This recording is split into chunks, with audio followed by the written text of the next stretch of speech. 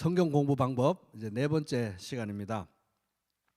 성경 공부 방법의 전 과정을 세 단어로 요약하면 관찰, 해석, 적용. 그래서 잠꼬대 하다가도 관찰, 해석, 적용. 어디서 관자만 보면 관찰, 해석, 적용 이렇게 나와야 됩니다. 관찰, 해석, 적용. 근데 지난 시간에 이제 이 관찰, 해석, 적용의 전 과정을 관통하는, 전 과정을 지배하는 일반적인 원칙 네 가지를 살펴봤는데, 그게 저자의 의도, 저자의 의도를 파악해야 됩니다. 이게 하나님이 쓰신 거니까 저자의 의도. 두 번째 문맥, 문맥에 따라서 읽게 되죠. 세 번째 뭡니까? 통상적 방법. 이게 막 암호 풀듯이 무슨 뭐 이상한 다른 어떤 책 보듯이 하는 게 아니라 통상적 방법. 네 번째 성령의 조명, 성령님의 가르침이 있어야 된다. 그래서 하여튼 이 네 가지 정신, 그래서 이제 구체적인 내용은 나중에 다 잊어먹게 된다고 해도 네 가지 정신, 저자의 의도, 문맥, 통상적 방법, 성령의 조명, 이 네 가지 정신만 우리가 확고하게 자리 잡힌다고 해도 학습 목표 3분의 2 달성한 겁니다. 제일 중요한 거예요. 저자의 의도, 그 다음에 문맥, 통상적 방법, 성령의 조명. 성경을 읽을 때마다 주여 제 눈을 열어주셔서 주님의 법의 말씀에 기이한 것을, 신기한 것을 보게 해주십시오. 이렇게 말씀 볼 때마다 기도하는 습관이 생기고, 말씀 볼 때마다 하나님이 나에게 이 말씀을 통해서 하시고자 하는 의도, 하나님의 뜻이 무엇인지 겸손하게 구하고자 하는 습관이 생기고, 말씀을 볼 때마다 마음대로 아무데나 내 뜻대로 보는 게 아니라 문맥에 따라서 보려고 하는 습관이 생기고, 그리고 기괴한 문서를 대하듯이 아니라 통상적 방법으로 인간의 언어의 통상적 법칙에 따라서 성경을 볼 수 있는 그런 눈만 생긴다면 이제 학습 목표가 3분의 2 달성되는 겁니다. 그래서 이제 성경 공부 방법의 세 가지 단계, 관찰, 해석, 적용인데, 관찰은 뭡니까? 관찰은 뭐라고 적혀 있나, 성경에 뭐라고 도대체 적혀 있나, 해석은 그 의미가 무엇인가, 적용은 그게 나하고 무슨 상관인가 하는 것입니다. 그래서 성경 공부 방법의 이제 세 가지 단계는 관찰, 해석, 적용이다. 그럼 이제 이쯤 되면 이제 질문이 생기겠죠. 관찰, 해석, 적용 맨날 얘기하면서 관찰은 도대체 언제 가르쳐 주나? 이제 관찰에 있어서 더 중요한 것은 관찰의 테크니크보다, 관찰의 기술보다, 관찰을 어떻게 하는가 하는 이 문제보다 관찰을 왜 해야 되는가 더 중요합니다. 관찰을 왜 해야 돼? 관찰을 왜 해야 되느냐? 도대체 관찰을 왜 해야 되는 건가가 관찰의 구체적 기술보다 더 중요하다는 거예요. 그래서 어떤 아버지가 돌아가시기 전에 유언장을 남겼습니다. 유언장에 보니까 이런 문장이 있어요. 얘들아, 나는 평생 너희들을 최선을 다해서 사랑했다. 이런 문장이 있는 거예요. 그럼 이제 유언장을 읽으면서 자식들이 얘들아, 나는 평생 너희들을 최선을 다해서 사랑했다 읽으면서 평생이라는 단어에 확 꽂힌 거예요. 그래가지고 평생이라는 말이 유언장에서 사용될 경우 다양한 용례와 의미 논문 쓰고, 평생이라는 말이 다른 언어에서 어떻게 사용되는지 비교 언어학적 연구 논문도 쓰고, 평생이라는 단어와 각 지역 문화 특색의 상관관계에 대해서 또 논문 쓰고, 막 이렇게 평생에 대해서만 평생 연구를 하는 거예요. 아버지 돌아가시고 나서. 그러면서 연구를 하면 할수록 아버지 유언장을 이해를 못하는 거예요. 왜? 평생에 꽂혔으니까. 그래가지고 죽을 때가 돼가지고 또 유언을 남기는 거예요. 얘들아, 할아버지 유언을 내가 평생 연구했는데 아직도 이해를 못했단다. 이러면 안 된다는 거예요. 관찰을 방향도 뭐 가이드라인도 없이 관찰만, 주구장창 관찰만 한다고 되는 게 아니라는 거예요. 왜 관찰을 해야 되느냐가 중요하다는 겁니다. 그래서 이제 그런 식으로 아버지의 유언장의 유언의 내용을 누가 봐도 그 뻔한 내용인데 그걸 평생이라는 단어에 꽂혀가지고 그것만 주구장창 막 관찰하고 막 연구하는 거는 저자의 의도에 어긋났다는 거예요, 이미. 그죠? 저자의 의도에 맞게 해석을 해야 될 거 아닙니까? 저자의 의도와 통상적 방법에 어긋난 거예요, 이미. 그죠? 그래서 관찰, 해석, 적용 중요한데, 관찰이 왜 해야 되느냐? 관찰을 왜 해야 되느냐? 제일 상위 법칙이 뭐냐면 저자의 의도를 파악하기 위해서 관찰해야 되는 거예요. 관찰, 해석, 적용 배웠다고 막 성경책 딱 펼쳐서 바로 관찰 들어가면 안 된다는 거예요. 저자의 의도를 파악하기 위한 관찰이어야 의미가 있는 관찰이고 유익한 관찰이 된다 하는 겁니다. 그래서 아까 관찰, 해석, 적용을 총괄하고 관통하고 지배하는 최고의 원칙은 저자의 의도, 저자의 의도를 알기 위해서 관찰해야 된다. 그래서 항상 자나깨나 저자의 의도, 저자의 의도. 왜? 하나님이 쓰신 책이니까 저자의 의도가 제일 중요해요. 그러니까 관찰, 해석, 적용이라고 막 본문으로 막 뛰어들어가지고 내가 관찰하고 싶은 거 마음대로 막 관찰하는 거예요. 내가 하고 싶은 대로. 내가 관찰하고 싶은 거를 막 관찰하면 수천 수만 개 관찰할 수 있죠. 그런데 저자의 의도를 파악하는데 도움이 안 된다? 말짱 헛것이라는 거예요. 저자의 의도가 제일 중요하다는 겁니다. 그래서 저자의 의도에 맞는 관찰이 아니면 무의미하다. 그래서 우리 웨스트민스터 신앙고백 1장 7항에 보면 성경 안에 있는 모든 말씀은 그 뜻이 한결같이 명백하게 나타나 있거나 모든 사람이 똑같이 분명하게 이해할 수 있는 것은 아니다. 모든 부분이 다 똑같은 난이도가 아니고 모든 사람이 다 똑같은 정도로 이해할 수 있는 게 아니라는 거예요. 그래서 우리는 스승이 필요해요. 스승이. 안전하게 우리에게 성경 해석의 어떤 안전지대, 가이드라인을 형성할 수 있도록 가르쳐주는 스승이 필요하기 때문에 우리가 정말 믿을 만한 그 성경을 공부할 때 믿을 만한 도구가 필요한데 그 많은 도구들 중에서 가장 기본적인 도구, 정말 요거는 꼭 있어야 되는 가장 기본적인 도구를 우리가 이제 제가 안내해 드렸죠. 스터디 바이블 중에서 이제 ESV 스터디 바이블하고 그다음에 메가더 성경 주석, 성경 신학 스터디 바이블, 그리고 IVP 성경 주석, 이 네 권은 제가 왜 추천을 드릴 수 있냐 하면 제가 맨날 쓰는 거거든요. 항상 보고 괜찮다, 정말 믿을 만하다, 이렇기 때문에 추천을 드리는 겁니다. 그래서 이거 정도로 딱 기본을 깔고 이 범위 안에서, 이 가이드라인 안에서, 이 방향 안에서 이제 성경을 관찰, 해석, 적용하는 게 중요하다. 그리고 이제 그 신앙 고백에 보면은 그러나 구원을 얻기 위해 알아야 하고 믿어야 하고 지켜야 할 것은 성경 여러 곳에 아주 잘 제시되어 있고 공개되어 있어서 계시기 때문에, 보여주는 거기 때문에 교육을 받은 사람이나 받지 않은 사람이나 통상적인 방법을 적절히 사용하기만 한다면 충분히 이해할 수 있다. 그래서 통상적인 방법을 사용하는 게 이제 중요한 거죠. 왜? 대부분의 성경 대부분의 내용은 통상적인 방법으로 우리가 공부하게 될 때 대부분 다 이해할 수 있기 때문에, 특별히 중요한 부분들은 다 통상적인 방법. 왜 통상적인 방법이냐? 인간의 언어로 성경을 주셨기 때문에, 천사의 말이나 뭐 암호나 이런 게 아니라 인간의 말로 주셨기 때문에 인간 언어로 기록된 성경은 인간 언어의 통상적이고 일반적인 방법으로 이제 해석을 해야 된다. 이걸 이제 좀 어려운 말로 하면은 문법적, 역사적, 문화적 해석이라고 합니다. 그래서 이제 이런 어려운 단어 나오면 그냥 안 듣고 잊어버리셔도 돼요. 그래서 제가 그 친구 목사님들한테 우리 교회에서 이런 걸 한다고 이렇게 얘기를 했더니 고개를 절레절레 흔들면서 그걸 교회에서 그런 걸 하면 어떡하냐고. 그 어려운 걸 하면 어떡하냐요. 그래서 요즘은 대학생들 선교단체에서도 이런 걸 이제 개인 성경 공부 PBS 퍼스널 바이블 스터디라고 그러는데, 이게 요즘 애들이 부담스러워 해가지고 그룹 바이블 스터디로 옛날처럼 이렇게 아예 저자가 관찰, 해석, 적용 다 해서 문제 형식으로 내주고 답만 달도록 그룹 바이블 GBS로 해가지고 가다가 어느 정도 좀 수준이 올라가면 PBS를 한다고 그러더라고요.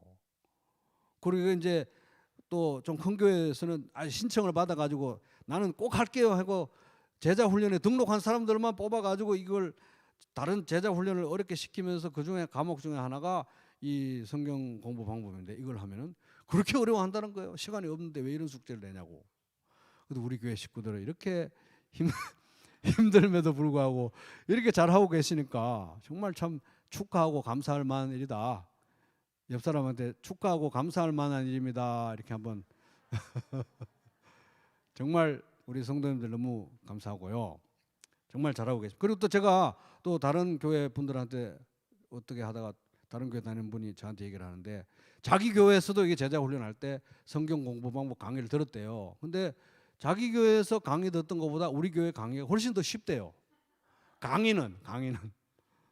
그러니까 숙제를 못 하더라도 강의는 꼭 들어야 되는 겁니다. 그래서 옆 사람이 아니라 주변 분들에게 강의는 꼭 들으십시오. 챙겨서 꼭 얘기해 주십시오. 이 강의는 들어놔야 최소한 다음에 언젠가 하더라도 이걸 또 우리가 따라잡을 수 있기 때문에. 그리고 제가 어쨌든 최대한 쉽게 말씀을 드리지만 이게 제가 사실은 여기에 이 제가 말씀드리는 거는 그 성경 공부 방법이라는 그 달라스 신학교의 가장 기초 과목 이 교과서를 우리 교재로 쓰는 이 책을 교과서로 쓰는 그 가장 기초 과목 한 과목만 지금 요약한 게 아니라 여기에 동기부여를 위해서 말씀드리면은 이 성경 공부 방법에다가 헬라어 구문론에다가 또 그 고급 성경 해석 그 수업 과정 내용에다가 또 설교를 가르치는 설교학의 중요한 원리에다가 또 담화 분석이라고 하는 그런 학문의 영역인데 거기에서 또 배운 영역에다가 제 또 목회 경험과 우리 부평교회 식구들을 제가 8년이나 경험하면서 알아온 모든 것을 다 여기다 다 녹여가지고 하여튼 어려운 얘기는 다 빼고 가장 쉽게 하여튼 녹여놓은 거기 때문에 어떤 교과서를 봐도 이런 내용은 없을 거예요. 다 이게 막 섞어놔가지고 그래서 하여튼 저도 이게 교과서를 그대로 따라하면 저도 얼마나 쉽겠습니까? 그러면 이제 성도님들은 너무 어려워지겠죠.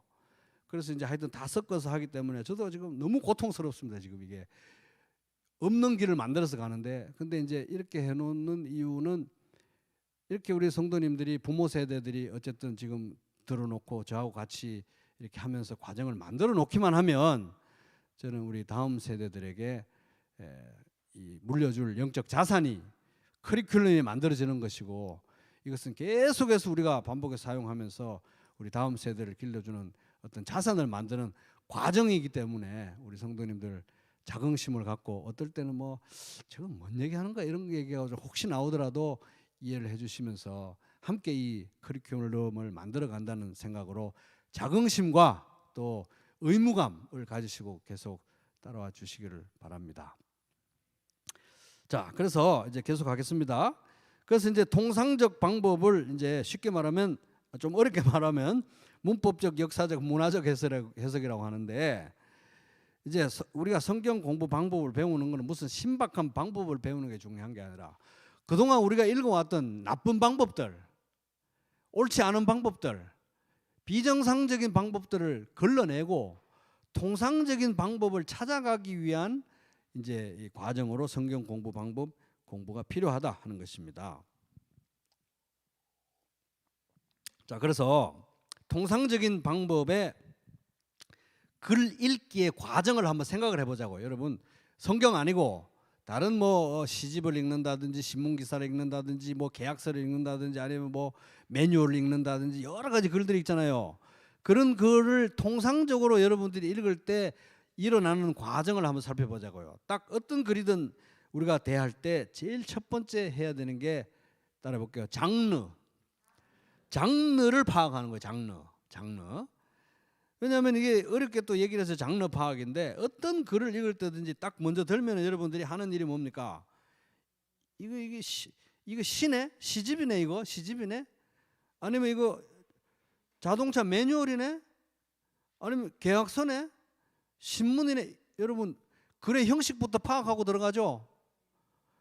계약서인지 시집인지 뭔지도 파악 안 하고 그냥 막 읽는 사람 없지 않습니까? 그죠? 딱 먼저 장르를 파악하고 들어가는 거예요. 통상적인 방법인 것입니다. 그래서 편지냐, 시냐, 신문기사냐, 청첩장이냐, 부고냐, 교과서냐, 문제집이냐, 계약서냐 이걸 파악을 하고 들어가야 이해가 가능하고 적용이 가능한 거예요. 그래서 이제 성경도 그렇게 딱 통상적인 방법일 때 딱 보면은 각 책을 볼 때 이게 장르가 뭔지 파악을 해야 되는 거예요. 장르가 이게 시인지, 역사책인지, 편지인지, 예언서인지, 법률 조항인지 이런 거를 파악을 하는 게 중요하다. 근데 이제 이건 워낙 오래된 책이라 가지고 또 장르 파악이 좀 어려울 수가 있는데, 이런 장르 파악이 어렵기 때문에 정말 믿을 만한 가이드가 필요한 거예요. 각 책마다. 뭐다? ESV 스터디 바이블을 봐야 되는 거예요. 그래서 이제 요 빌립보서도 보면은 장르 파악을 빌립보서 서문에 딱 보면 이런 말 나옵니다. 빌립보서 그 해당하는 ESV 스터디 바이블의 그 서론에 보면 문예적 특성이라는 그 섹션이 있어요. 글 속에. 거기 보면 이렇게 나옵니다. 빌립보서는 다른 바울 서신들과 같은 많은 관례를 따른다. 인사말, 감사, 기도, 본문, 일련의 도덕적 권면, 안부의 말, 축도 등은 쉽게 확인할 수 있다. 편지인데, 빌립보서는 편지인데 이런 편지의 일반적인 특성을 따르고 있다고 이렇게 문예적 특성에 대해서 얘기하는 거예요. 문예적 특성이 바로 장르거든요. 장르. 이게 시냐, 편지냐, 아니면 뭐 청첩장이냐, 이걸 분간을 하고 읽기 시작을 해야 되는 거예요. 자, 첫 번째 따라 볼게요. 장르 파악. 장르 문장, 이 글의 형식에 어떤 형식으로 써진 건가를 이제 파악하는 거예요. 장르가 뭐냐는 거예요. 장르를 파악하고 나면 이제 통상적으로 글을 읽을 때 우리가 두 번째로 하는 게, 여러분 모든 글을 읽을 때 두 번째로 하는 게, 따라 보겠습니다. 자초지종. 자초지종을 알아야 돼요. 자초지종을. 장르를 파악했으면, 예를 들어서 빌립보서라는 편지가 바울이 쓴 편지를 우리가 받았다 이거죠. 그럼 장르, 편지네, 편지. 딱 보니까 편지네. 편지를 받았잖아요. 장르 파악했죠. 그럼 자초지종을 파악을 해야 돼요. 처음부터 끝까지 쭉 읽어봐야 된다는 겁니다. 한 자리에서.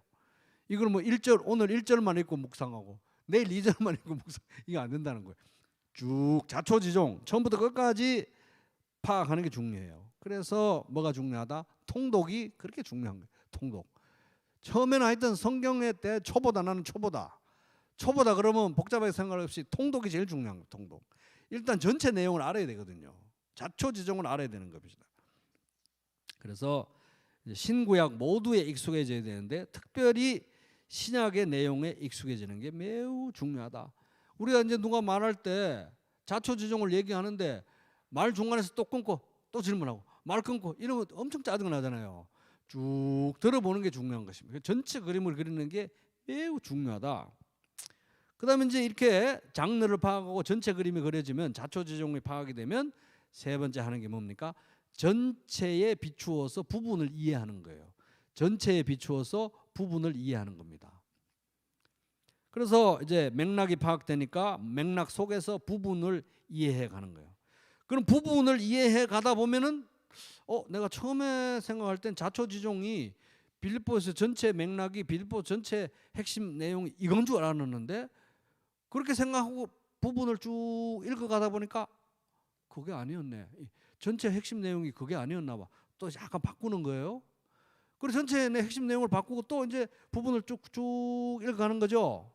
읽어가다 보면 또 전체 내용을 내가 좀 잘못 파악했나 본데, 전체 내용 또 수정하는 거예요. 그것도 부분의 내용도 수정하는 거예요. 이렇게 나선형으로 계속 올라가는 겁니다. 이렇게 읽으면 읽을수록 내용이 더 깊어지고 다채로워지고 확실히 선명하게 나에게 다가오는 거예요.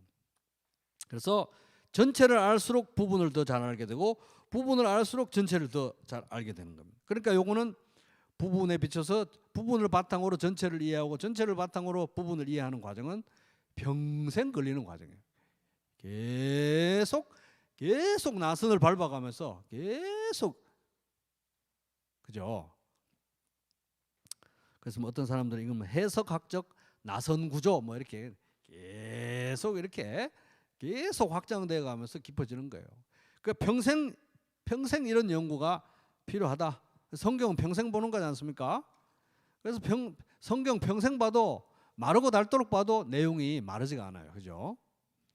그래서 관찰은 이러한 이 나선 구조의 과정 속에서, 평생의 이해의 과정 속에서 성경을 계속 반복하면서 묵상하는 데 있어서 가장 기초가 되고 가장 중요한 방법이 바로 관찰이에요. 관찰이 제일 중요해요. 관찰, 해석, 적용 중에 뭐가 제일 중요하다? 관찰이 제일 중요해요. 관찰만 잘 되면 그 다음에는 자연적으로 따라오게 됩니다. 관찰, 해석, 적용 중에 관찰이 제일 중요해요. 근데 관찰, 해석, 적용 중에 관찰이 제일 중요한데 사람들이 제일 게을리하는 게 뭘까요? 관찰을 안 해요. 관찰을 안 하고 자기 마음대로 해석하고 자기 마음대로 적용해요. 마치 성경을 너무 자세히 관찰하면 성경의 신빙성이 떨어지고 성경에 문제가 발견돼 가지고 성경의 권위가 다 무너져 내릴까 봐 겁이 나가지고 성경 살살 봐줘야 되듯이 너무 세게 성경을 다루면 안 된다는 것처럼 그렇게 성경을 관찰을 안 해요. 성경은 아무리 관찰을 해도 문제가 생기지 않는 책입니다. 아무리 깊게 관찰해도. 관찰, 해석, 적용 중에 뭐가 제일 중요하다? 관찰이 제일 중요한데 사람들이 제일 안 하는 게 관찰이에요. 관찰. 또한 이 핸드릭스 교수님이 이렇게 말합니다. 또한 성경을 연구하는 사람들에게 단 한 가지 과제를 주라고 한다면, 자기가 60년 가르쳤는데 딱 한 개, 수업 중에 한 개만 숙제를 내라고 한다면 관찰을 하게 할 것이다.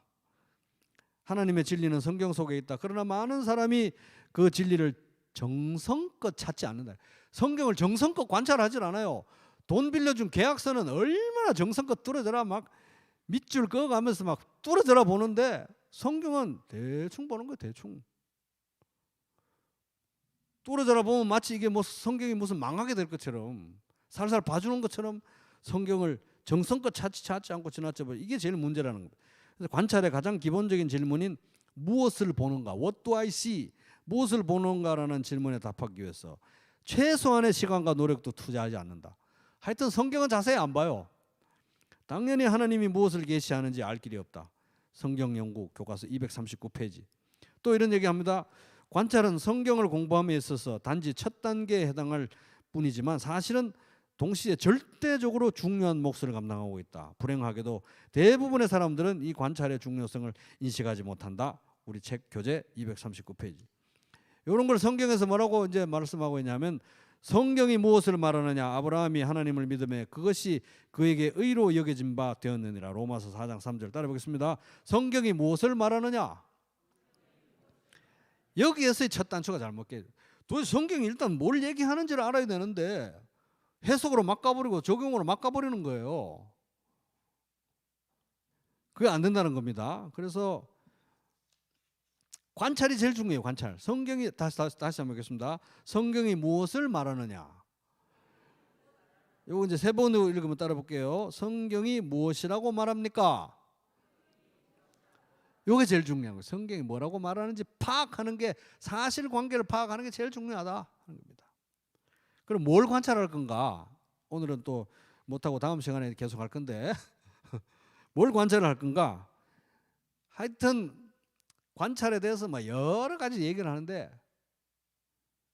제일 중요한 거, 제가 정말 이거는 아까 제가 나열했던 그 많은 과목들을 다 제가 공부하고 수십 년간 연구를 해가지고 했던 영업 비밀의 엑기스를 가르쳐 드리는 거예요. 진짜로 이걸 다른 과목과 달리 이걸 해보니까 이거 영업 비밀을 가르쳐 주는 거하고 그런 과목이더라고요. 제가 해보니까 이게 그래도 거저 받았으니 거저 또 드려야 되고 우리 성도님들이 이거 또 이거에 가치를 잘 아시니까 또 가르쳐 드리는데, 관찰에서 가장 핵심은 뭐냐 하면은 따라 보겠습니다.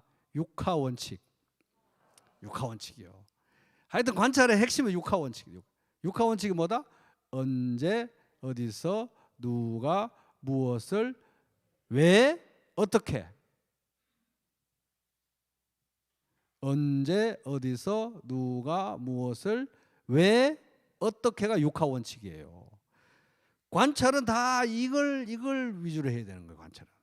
성경 전체적으로 큰 덩어리를 공부할 때도 육하원칙, 작은 덩어리를 공부할 때도 육하원칙, 아주 작은 부분을 공부할 때도 육하원칙. 왜? 사람들이 다 육하원칙에 따라서 글을 쓰거든요. 안 그렇습니까? 육하원칙에 따라서 일관된 메시지 없이 글 쓴 거는 우리가 아무리 봐도 해독이 안 돼요. 엉망이니까. 그 글이 엉망이니까. 정상적으로 잘 쓴 글이면 다 육하원칙에 따라서 써져 있습니다. 그러니까 육하원칙에 따라서 글을 쓰는 것은 대한민국뿐만 아니라 전 세계 모든 인간의 언어를 사용하는 모든 나라의 일반적인 특성이에요. 인간 언어의 고유한 특성입니다. 그러니까 육하 원칙에 따라서 글을 쓰기 때문에 육하 원칙에 따라서 또 대화를 안 하면 대화가 안 돼요. 말이 소통이 안 되지 않습니까? 그죠? 그러니까 우리가 육하 원칙이 통상적 방법의 핵심인 것입니다. 육하 원칙을 따라서 읽게 됩니다. 따라할게요. 육하 원칙. 그게 이제 우리 책, 우리 교재 121페이지에서 128쪽까지 나오는 내용입니다. 육하 원칙. 이 책에 보면 뭐 육하 원칙이 제일 중요한 것처럼 강조는 안 돼 있는데 하여튼 육하 원칙이 제일 중요해요. 경험적으로 볼 때 육하 원칙이 제일 중요하다. 그다음에 이제 이 책 185페이지부터 185에서 239 사이에는 이제 6가지 관찰의 실마리를 말하는데 그게 뭐냐면 강조된 것, 반복된 것, 서로 연관된 것, 서로 비슷한 것, 서로 상반된 것, 실생활에 도움이 되는 거 이런 거 있습니다. 나중에 읽어보시고 또 우리 또 다음 시간에 또 차차 살펴보도록 하겠습니다. 관찰의 테크닉보다 더 중요한 것은 관찰을 왜 하느냐, 무엇을 위해 하느냐. 관찰을 무엇을 위해 하죠? 저자의 의도. 따라해보겠습니다. 저자의 의도. 저자의 의도를 위해서 파악하기 위해서 관찰하는 거예요. 그래서 사실은 또 뒷얘기인데 이 책은 이제 달라스 신학교에서 배울 때 101 강의 제목이 101이 101 제일 기본 베이스 과목이기 때문에 근데 요거 좀 고등 과정으로 올라가면 이제 고급 성경 해석학을 가르치는 분이 이제 요분이 이제 하워드 핸드릭스고 요분의 제자들 중에 한 분이 이제 엘리엇 존슨 교수님이라는 분이 있는데 그분이 제 스승님이셨어요.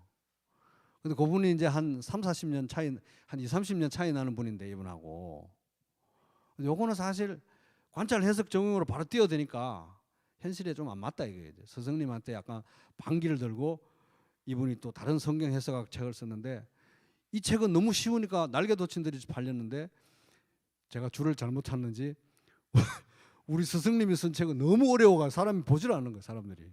그 내용이 너무 좋아요. 근데 그 책에 보면은 전체 파악의 중요성에 대해서 엄청 어렵게 얘기를 합니다. 그게 철학적인 이유가 있는 거예요. 근거가. 그리고 이제 이 저자의 의도가 철저하게 모든 과정을 지배해야 된다는 것이 아주 집요하게 그 책에 나와 있는데 그래서 관찰 해석 적용은 뭘 위해서 한다? 저자의 의도를 파악하기 위해서. 저자의 의도. 한 번 더. 저자의 의도.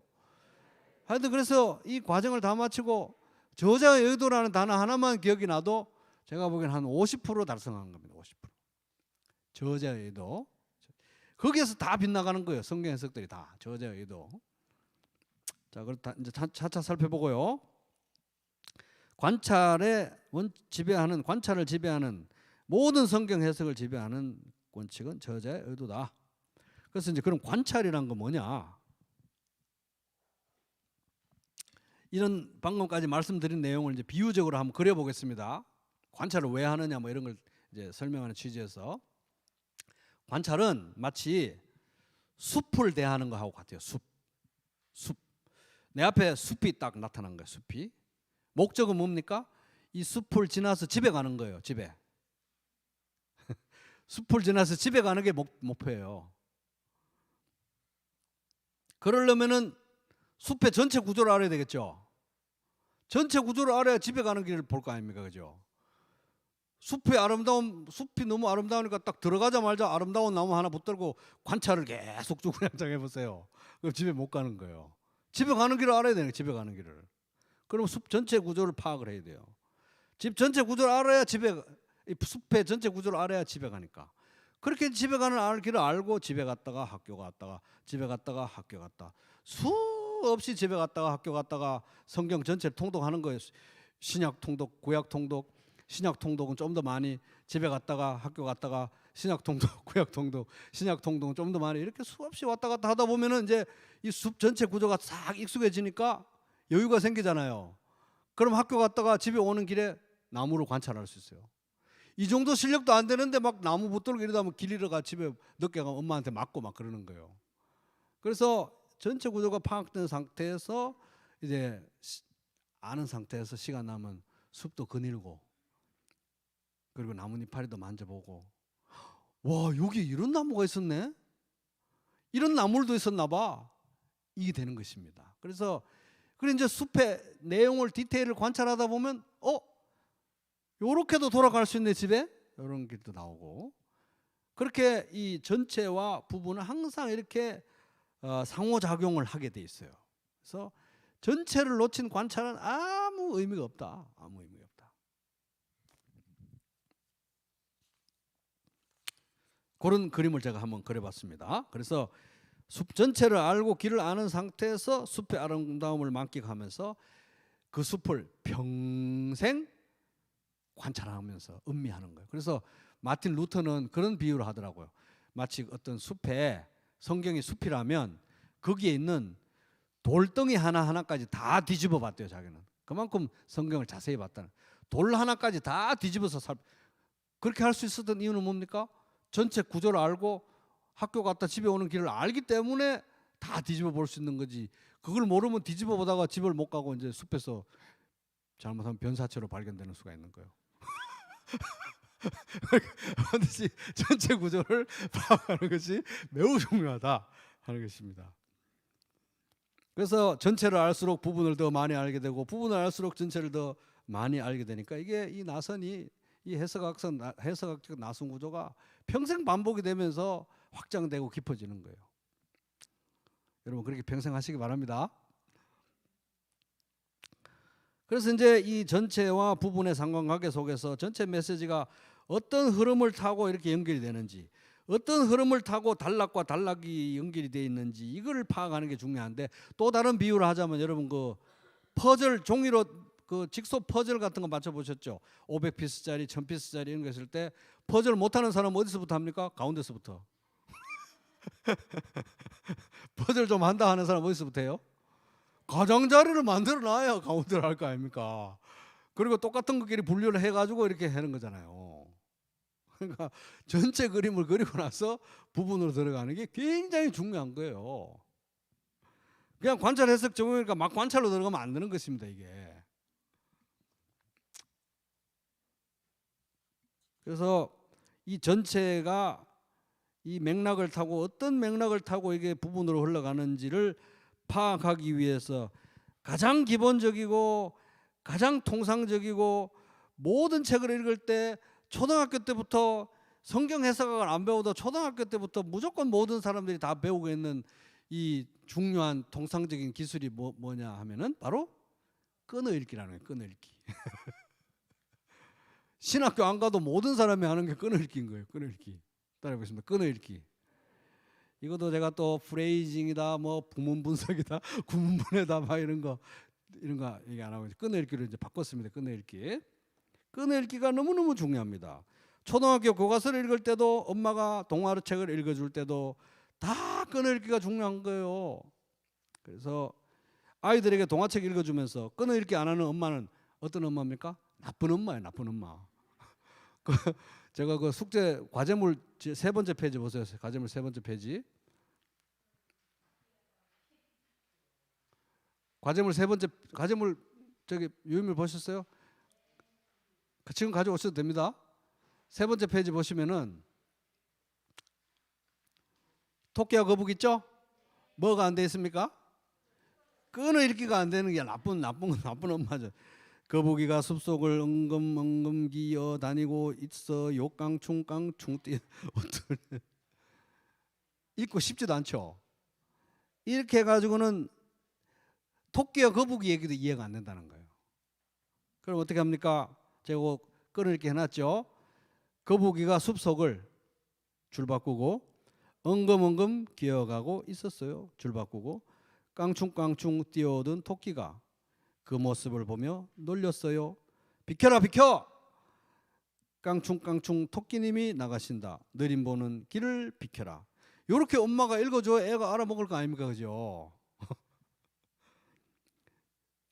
약이 오른 거북이가 걸음을 멈추고 말했어요. 이봐 토끼, 우리 산꼭대기 나무까지 줄 바꾸고 누가 빨리 가나 줄 바꾸고 시합하자. 이렇게 해야 된다는 거예요. 하하하, 해보나 마나 내가 이길 텐데 좋아, 그럼 준비 출발. 이렇게 해야 된다는 겁니다. 그래서 이제 제가 또 우리 성도님들 보니까 끊어읽기 때문에 또 너무 지금 고민이 많으셔가지고 끊어읽기를 어디에 끊어읽어야 될지 너무 몰라. 왜 웃으세요? 그래서 너무 이게 고민이 많으셔가지고 잠도 못 주무시는 분들이. 근데 사실 끊어읽기가 어렵다는 걸 인정하셔야 돼요. 끊어읽기는 성경 해석의 처음과 끝이에요. 저는 아직도 끊어읽기가 어렵고요. 아직도 끊어읽기 합니다. 왜? 이거는 이제 끊어읽기는 하여튼 평생 과정이고 항상 중요해요. 그래서 전체를 파악하고 일단 끊어읽기 해놓은 거를 또 교정하고 또 전체를 파악하고 일단 끊어읽기 해놓은 거 또 교정하고 전체를 파악하고 일단 끊어읽기 해놓은 거 또 교정. 이게 나선 구조를 향해서 계속 수정돼 나가는 것이지 한 번만에 이게 다 이해가 되면 끊어읽기 완벽하게 하면은 성경 대학자가 되신 거예요 이미. 그리고 문제는 한글로 끊어읽기를 백날 해봤자 여러분들은 안 돼요.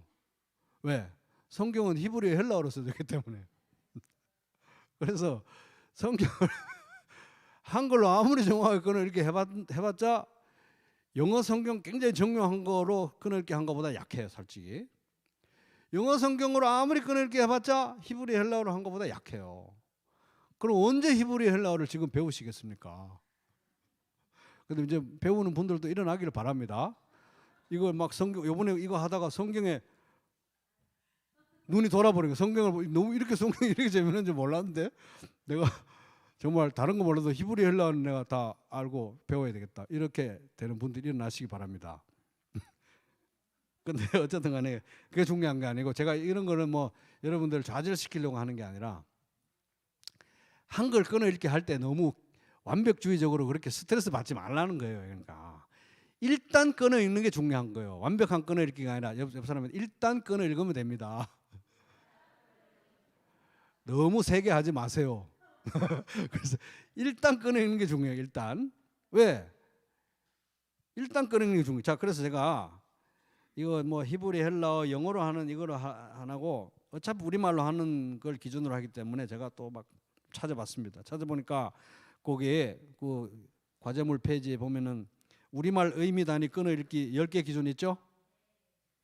이게 그 라오청 대학교 외국어 대학 부교수이신 박연옥이라는 교수님이 쓰신 그 논문을 인터넷에서 찾았어요, 제가.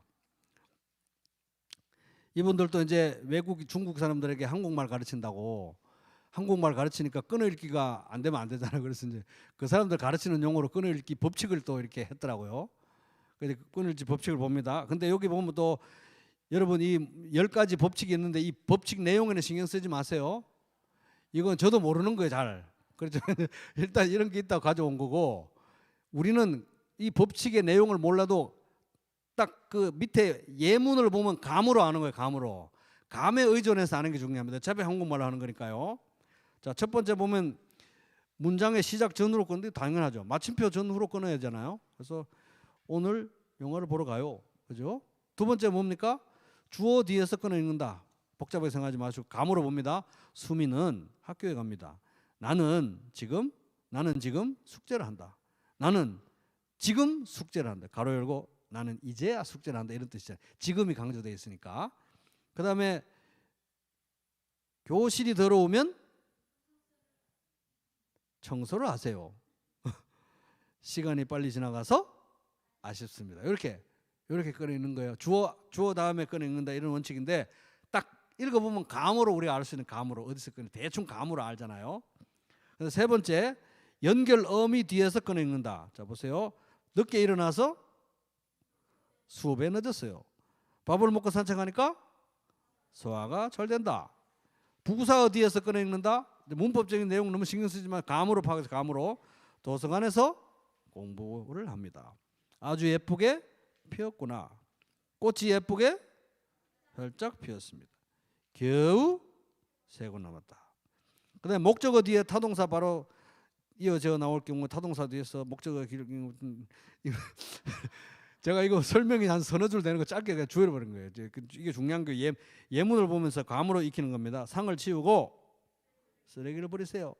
이런 거는요 배울 필요도 없이 엄마가 애들한테 거기 상 치우고 쓰레기 치워 이렇게 말할 때 엄마들이 안 배우고도 다 끊어서 합니다. 그거 중요하면은 제가 비싸지 않고 깨끗한 곳을 찾아볼게요. 밥을 먹고 방을 깨끗하게 치우세요.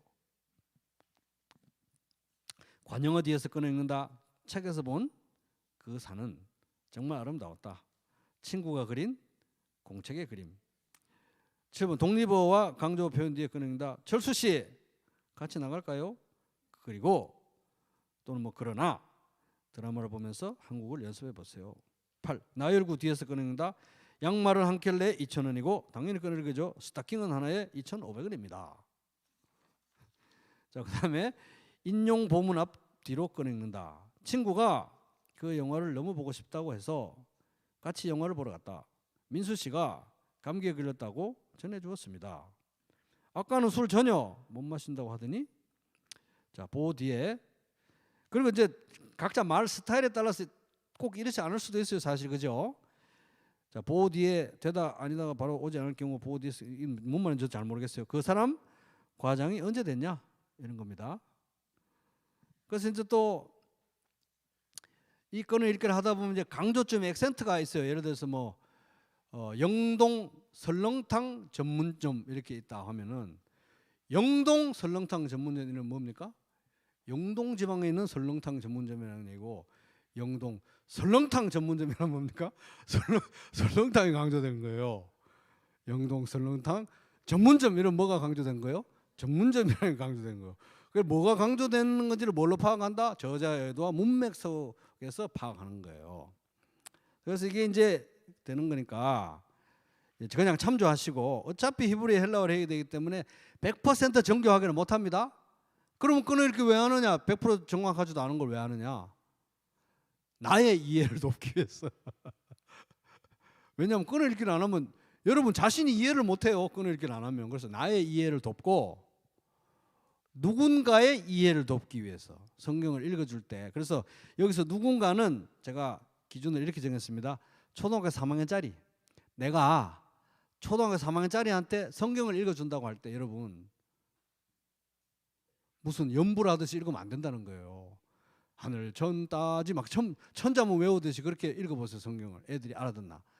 이걸 딱 이해도 내가 못한 막 경전을 막 연부를 하듯이 막 이렇게 외우거나 막 무슨 한자 한문 책을 막 고서를 막 이해도 못하듯이 막 이런 식으로 해가지고는 초등학교 3학년짜리 이해를 못하니까 초등학교 3학년짜리 이해할 수 있도록 끊어 읽는다고 생각합니다. 그럼 내가 이해를 해야 초등학교 3학년짜리 이해를 하니까 누구를 위해서 한다? 나를 위해서.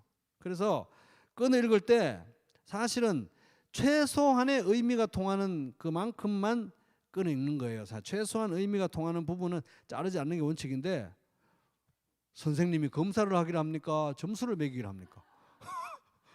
아무도 그 검사를 안 해요. 그럼 누구를 위해서? 나를 위해서. 그럼 내가 보기에 좀 편하려면 과감하게 줄 바꿀 수 있어요. 더 자를 수 있어요. 아무도 지적하지 않아요. 그러니까 나를 위해서 내가 보기 제일 편한 방식으로 끊어 읽게 한 거를 시각화하는 거예요. 예를 들어서 이 필사를 통해서 아니면 워드 프로그램을 쓰시는 분들은 본문을 다 카피를 해가지고 쫙 줄바꾸기를 하면서 이 끊어 읽기 내용을 시각화, 눈에 보이도록 시각화해 놓는 게 중요해요. 그래야 관찰이 가능하기 때문에. 그래서 끊어 읽기는 1차적으로 누구를 위해서 한다? 나를 위해서. 내가 보기에 편하게 하는 거예요. 내가 보기에. 그 다음에 초등학교 3학년짜리에게 읽어줄 수 있도록. 그렇게 해 나가다 보면 성경의 전체 그림이 파악되고 부분이 더 이해가 깊어지다 보면은 끊어 읽기 기술이 성장하게 된다 이겁니다. 자, 그래서 이제 끊어 읽기는 나를 위해서 한다. 그리고 초등학교 3학년짜리를 위해서 한다. 이렇게 해주고요.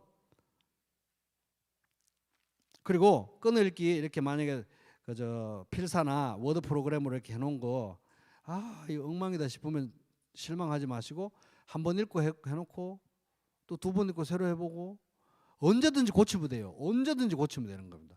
누가 검사를 하거나 점수 매기는 거 아니니까 언제든지 고치면 되는. 그래서 편안한 마음으로 일단 끊어 읽는 게 제일 중요하다.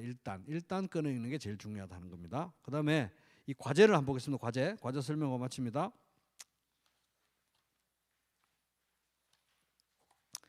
과제 이제 이 2번까지는 똑같죠. 그 매주 읽어가는 분량들 읽으시고 몇 회 읽었다 이렇게 정확하게 표시하면 됩니다. 3번 문제 3번 보면은 빌립보서를 통독할 때 끊어 읽기에 유의하시기 바랍니다. 끊어 읽기에 유의하면서 빌립보서를 읽는 가운데 무엇별로? 단락별로 요약하시기 바랍니다. 요약. 자, 단락은 어떻게 합니까? 그 밑에 제가 개요를 적어놨죠. 이 ESV 스터디 바이블 기준으로 개요를 적어놨는데 요 하나하나가 단락입니다. 단락별로 내용을 요약하시기 바랍니다. 요약. 따라볼게요. 요약.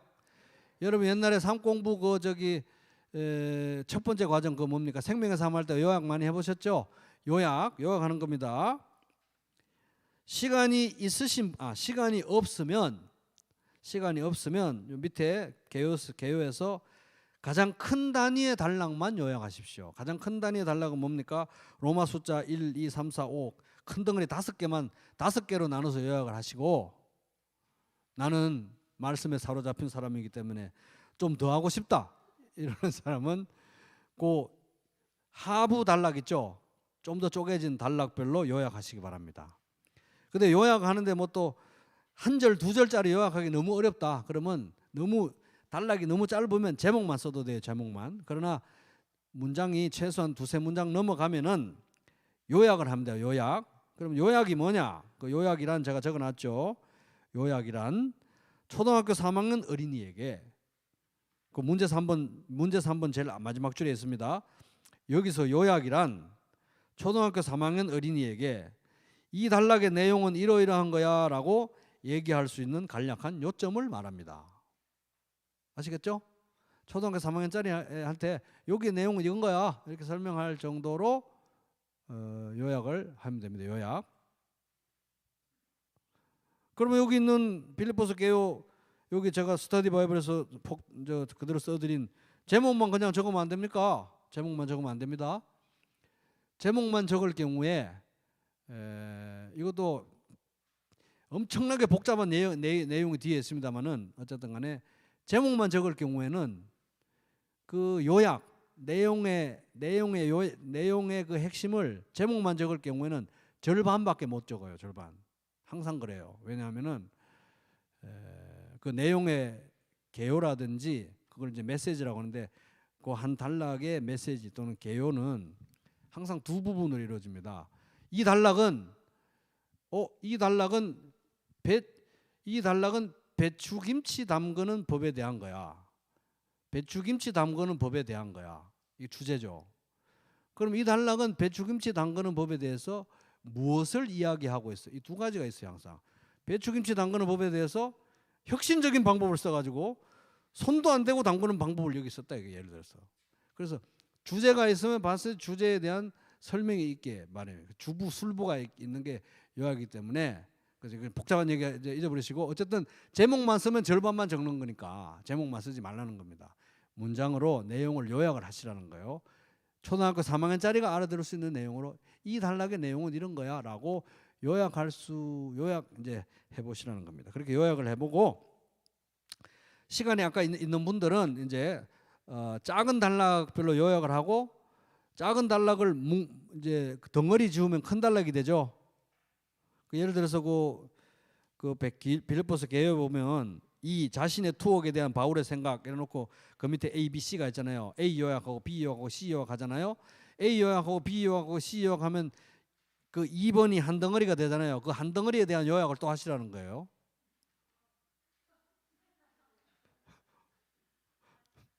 그러니까 한 덩어리에 대한 요약을 하고 작은 덩어리에 대한 요약을 해도 되고 반대로 해도 되고.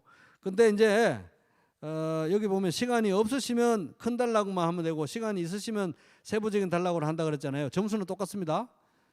그래서 시간이 없으면 그냥 큰 단락만 하세요. 근데 시간이 있다 그럼 세부적인 단락도 해보고 큰 단락도 해보시기 바랍니다. 그러니까 나는 너무 힘들다 그러면 어떻게 하면 돼요? 큰 단락만 하세요. 큰 단락만. 아니 뭐라고 했냐면 한 단락만 하면 전체 파악이 안 되니까 그래도 그 작은 단락까지 가는 건 한 단락만 하셔도 되겠네. 그러면 전체적으로 보는 게 중요하니까 그래서 제일 상위 개념 큰 단락 5단락이잖아요. 큰 단락이 그것만 요약하셔도 됩니다. 시간이 남는 분은 하셔도 되는데 안 하셔도 돼요. 그러니까 안 하셔도 되는 걸 왜 이렇게 가산점에 엄청 이렇게 또 막 열심히 하시더라고요. 가산점 안 받으셔도 되고 이 세부 단락 안 하셔도 돼요. 그러니까 큰 단락 5단락만 하시기 바랍니다. 네. 자, 그렇게 하시고 이제 가정교회에서 나눈 내용을 이렇게 가정교회에서 한번 나눠 보시기 바랍니다. 요약 사항은 이제 적어서 내시고요. 시간이 많이 갔으니까 기도하고 마치겠습니다.